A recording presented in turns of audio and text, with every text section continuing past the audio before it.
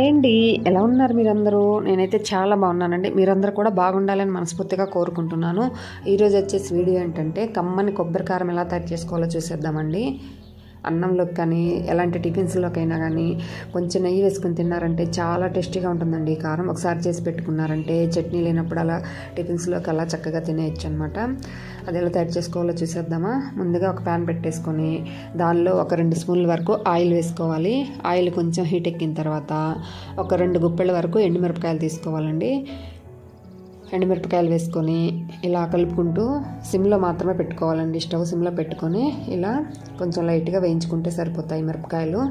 ఇలా వేగిన మిరపకాయలను తీసేసుకోవాలండి. ఇప్పుడు ఎండుమిరపకాయలు మీరు కొంచెం ఆయిల్ వేసి వేయించుకున్నారంటే కూర అనేది లేకుండా చక్కగా వేయించుకోవచ్చండి.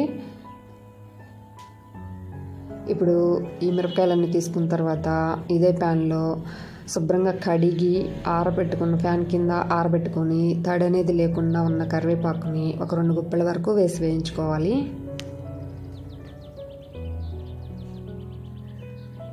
ఇలా ఒక 2 గుప్పెల వరకు వేసి వేయించుకోవాలండి. కరివేపాకు మొత్తం ఆయిల్ అనేది వేయక్కర్లేదండి. కరివేపాకుకి అదే ప్యాన్లో వేసుకొని వేయించుకుంటే సరిపోతుంది. కరివేపాకు క్రిస్పీగా తయారయ్యే వరకు వేయించుకోవాలి.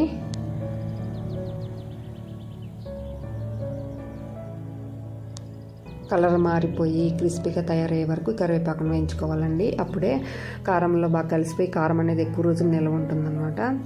చూసారండి, ఈ విధంగా మనం వేయించేటప్పుడే గలగల మోగాలన్నమాట కరివేపాకు. అలా వేయించుకోవాలి. తర్వాత ఈ కరివేపాకును తీసేసుకొని అదే ప్లేట్లో పోసేసుకోవాలి. తర్వాత ఇప్పుడు ఎండు కొబ్బరి అండి. ఎండు కొబ్బరి నేను ఇక్కడ ఒక 2 చిప్పల వరకు తీసుకున్నాను. మీరు ఈ ప్లేస్లో పచ్చి కొబ్బరి అయినా తీసుకోవచ్చు. కాకపోతే ఎక్కువ రోజులు నిల్వ ఉండదండి పచ్చి కొబ్బరి. అప్పటికప్పుడు 2 రోజులు 3 రోజుల వరకు అయితే ఉంటుంది. ఇలా ఎండు కొబ్బరితో చేసుకున్నారంటే చాలా రోజులు ఉంటుందండి కారం అనేది.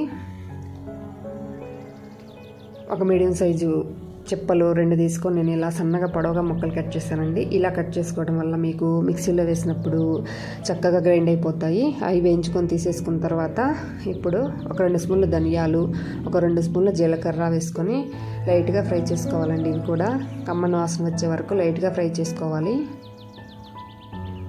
చూసారండి, ఈ విధంగా ఫ్రై అయితే సరిపోతాయి. వీటిని కూడా తీసేసుకొని ఇప్పుడు అదే ప్యాన్లో ఒక నిమ్మకాయ సైజ్ అంత చింతపండుని ఇలా రెమ్మల్లాగా తీసుకొని దీన్ని కూడా కొంచెం ఫ్రై చేసుకోవాలి. ఇలా ఫ్రై చేసుకోవడం వల్ల మనకి మిక్సీ పట్టుకునేటప్పుడు మనకి తొలకలు అనేది మిగలకుండా మెత్తగా గ్రైండ్ అయిపోతుంది. చూసారండి, ఈ విధంగా చింతపండులోంచి ఆవిరి వచ్చిందాక వేయించుకొని తీసి పక్కన పెట్టేసుకోవాలి. ఇప్పుడు కల్లుప్పు అండి. కల్లుప్పు కూడా ఒక గుప్పెడు ఇలా వేయించుకున్నారంటే మీకు కారం ముద్దలా కాకుండా పొడి పొడిలాడుతూ చక్కగా వస్తుంది. చూసారా, ఈ విధంగా ఇవన్నిటిని చల్లార్చుకోవాలండి. ఇవి చల్లారేలోపు మనకు ఇవి చల్లారిపోయిన తర్వాత మిక్సీ పట్టుకునేటప్పుడు దీంట్లో ఒక గుప్పెడు వెల్లుల్లిపాయలు, ఒక చిన్న బెల్లం ముక్క వేసుకొని మిక్సీ పట్టుకున్నారంటే ఇది మెత్తగా కాకుండా కొంచెం కోర్సుగా పట్టుకోండి.